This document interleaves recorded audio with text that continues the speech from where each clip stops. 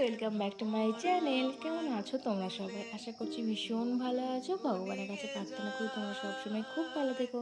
তো চলে এসেছি আজকে আরও একটা নতুন ইন্টারেস্টিং মিনি ব্লগ নিয়ে। মিনি ব্লগ বা লং ব্লগ যাই বলো না কেন, আমার কাছে এটা মিনি ব্লগই, কারণ আমি তো অনেক বড় বড় ব্লগ দিই। তো সেক্ষেত্রে এটা ছোটো ব্লগ। তো যাই হোক, সকাল সকাল তো ঘুম থেকে উঠে পড়েছি। এখন তো আমি আর বিছানাতে 10টা পর্যন্ত থাকতেই পারি না, 8টাকে ঘুম ভেঙেই যায় প্রত্যেক দিন। তো উঠেই দেখলাম মা এদিকে ভাত বসিয়ে দিয়েছে, আলু ভাজাও করে নিচ্ছে। আর সেদিন ওয়েদারটাও বেশ ভালো। এখনকার ওয়েদারটা সকালবেলাতে কয়েকদিন ধরে দেখছি যে এত মেঘ ধরছে যেন বৃষ্টি নেমেই যাবে, এই নেমেই গেল। কিন্তু তার কিছুক্ষণ পর থেকেই আবারও সেই ঝলমলিয়ে রোদ উঠে যাচ্ছে, যেই রোদটাকে সহ্য করা যাচ্ছে না। তবে অনেকটা পরিমাণে হাওয়াও দিচ্ছে এখন, যেটা অনেকটা ভালো লাগছে। আগে হাওয়াটা যেটা দিত সেটা সেই লুয়ের মতন হাওয়া দিচ্ছিল, মানে ভীষণই গরম করতো। কিন্তু এখন এই হাওয়াটা অতটাও মানে গরম করছে না, বেশ ভালো লাগছে। ঘামটা দিলে না ওই ঠান্ডা ঠান্ডা হাওয়াটা বেশ ভালো লাগছে। আর এদিকে দেখো, সেদিনকে ছিল রবিবারের, এটা ছিল রবিবারের ব্লগ। তো সেদিনকে ঘরের বাইরে সব কিছু ঝাড়পোছ চলছিল আর কি, সাফ সাফাই যেটাকে বলে। মানে আমাদের হানুদাদাকে ডেকে আনা হয়েছিল দোকান ঘরটা বাগানোর জন্য। তো দোকান ঘরটা বাগানোর আগে মা বললো তাহলে ঘরগুলো তো ভীষণ ঝুলঝাড় হয়েছে, তারপরে আমাদের ওই যেখানটা করে তাক তুক করা আছে ওখানটা তো পরিষ্কার অনেকটা ঝুলঝাড় হয়ে গেছিলো, সেজন্য সব কিছু একদম পরিষ্কার পরিচ্ছন্ন করে দেওয়ার জন্য। তো পরিষ্কার পরিচ্ছন্ন হয়ে গেছে, আমি ঘুম থেকে ওঠার আগেই হয়ে গেছে, কারণ দাদা এসেছিলো তোমার ওই 6:30 7টার সময় করে। তো এসে মোটামুটি বাগানো গোছানো হয়ে গেছে সব। আর এদিকে ভাই যাচ্ছে পরীক্ষা দিতে, সেদিনে ওর ডব্লিউবিজি মেইন বা কিছু একটা জয়েন্টের পরীক্ষা ছিল, আমি ঠিক ভুলে গেছি, মনে পড়ছে না। রবিবার দিনে বিষ্ণুপুরে সিট পড়েছিল। তো এখন তার বাবা নেই যে সঙ্গে কেউ যাবে, আর আমাদের যাওয়া পসিবল নয়। একা একা আমরা কিছুই জানি না, তো ফালতু যেয়ে কী করবো। আর দাদারাও যেতে পারবে না, কারণ ধরো চাকরি সূত্রে ওরা তো সবসময় ভর্তি ছুটি পেয়ে যাবে না, আর অত দূর থেকে আসতেও পারবে না, আগে থেকে জানাতে হবে। তো সেজন্য মিস্টার ভদ্র ছিল, মিস্টার ভদ্রকে যেতে বলেছিলাম। আর ও এমনিতেই বলছিল তাহলে আমি পিকুর সাথে যাব, তো ওই পিকুর সাথে গেছিলো, ওই ছিল। দেন আবার দুজন মিলে বিকালবেলাতে এসেছিলো পরীক্ষা দিয়ে। মোটামুটি এক্সাম হয়েছে, ভীষণ ভালোও হয়নি আবার ভীষণ খারাপও হয়নি, দেখা যাক এরপর কী হয়। আর সেদিনে ছিল আমাদের এখানে বাগরোলের বিজয় মিছিল, তো সেটাই এখান দিয়ে যাচ্ছিলো, সেটাই তোমার সাথে একটুখানি শেয়ার করলাম। আর এদিকে মা তো জামা কাপড়গুলো এখানেতেই মিলে দেয় এখন, কারণ এখন আর ছাদে যেতে হয় না, জাস্ট এখানেতে মিললেই তাপে রোদে হাওয়ায় শুকিয়ে যায়। সেজন্য যেই সব জামা কাপড়গুলো শুকিয়ে গেছিলো সেগুলো একটু গোছ করে নিচ্ছিলাম। আর বৌদি মা কাকিমারা সব ওইখানটাতে দেখতে গেছিলো আর কি, সবটা যায়নি, মানে এইখান থেকে দাঁড়িয়ে দাঁড়িয়ে দেখছিলো আর কি কী হচ্ছে না হচ্ছে। আর এখন ওই বিজয় মিছিলের যে গানগুলো বেরিয়েছে এত ভালো লাগে, ভাইবসগুলো এত ভালো, শুধুই মানে ডান্স করতে মন যায়, নাচতে মন যায়, এত সুন্দর গানগুলো। তো যাই হোক, মোটামুটি তো গোছ টোছ করে নিলাম, মেয়েগুলো গোছ টোছ করে যে যার জায়গায় রেখে দেবো। ভাইয়ের তো প্রত্যেক দিন জামা কাপড়ের শেষ নেই, কাচতে কাচতে মায়ের মানে কি বলবো, এই যতদিনে ওয়াশিং মেশিনটা ছিল না খুবই কষ্ট হয়েছে।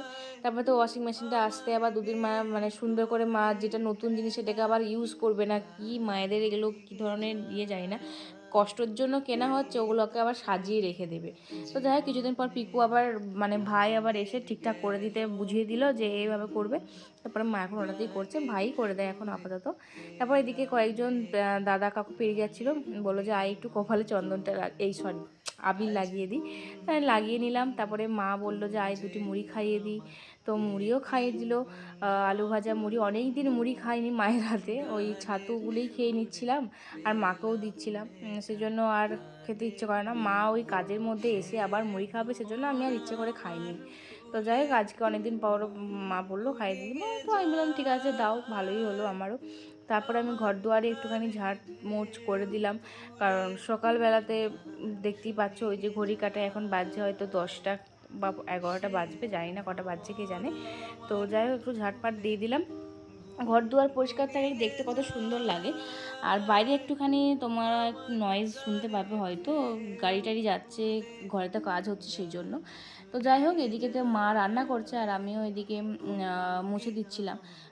তো মায়ের তো রান্না মোটামুটি হয়ে গেল। আজকে বেশি কিছু রান্না হবে না, আজকে যেহেতু ভাই খাবে না, ভাই যেহেতু বাইরেই খাবে, কারণ ওদের আস্তে করতেই সন্ধে হয়ে যাবে। তো এদিকে হচ্ছে চুনো মাছের ঝাল, যেটা আলু দিয়ে আমি মাকে করতে বলেছিলাম। আমার না এরকম ফালা ফালা করে আলু দিয়ে এই চুনো মাছের ঝাল খেতে এত ভালো লাগে। পুঁটি মাছ না চুনো মাছ কিছু একটা হবে হয়তো। আর হবে আমের চাটনি। আর তারপরে দিকে যে আমাদের এই যে গাছের আম পাড়া হয়েছিল, সেই আমগুলো এখন ভাগ করা হচ্ছে। এই গাছের আমগুলো পাড়া হচ্ছে কারণ এই গাছের আমগুলো আমাদের একদম মাঠের ধারে, ওখানে কেউ না দেখার লোক নেই, সবাই পেরে পেরে নিয়ে চলে যায়, গাছের ডালগুলোকে পর্যন্ত কেটে কেটে সবাই নিয়ে চলে যাচ্ছে।